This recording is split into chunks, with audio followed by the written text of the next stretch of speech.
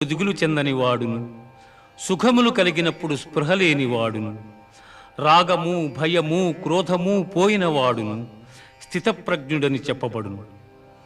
ధ్యాయతో విషయాన్ పుంసః సంగస్తేషూపజాయతే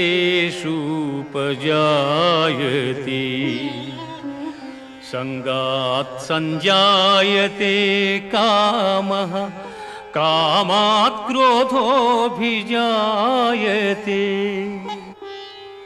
క్రోధాత్ భవతి సమ్మోహః సమ్మోహాత్ స్మృతి విభ్రమః స్మృతిభ్రంశాత్ బుద్ధినాశో బుద్ధినాశాత్ ప్రణశ్యతి బుద్ధినాశాత్ ప్రణశ్యతి.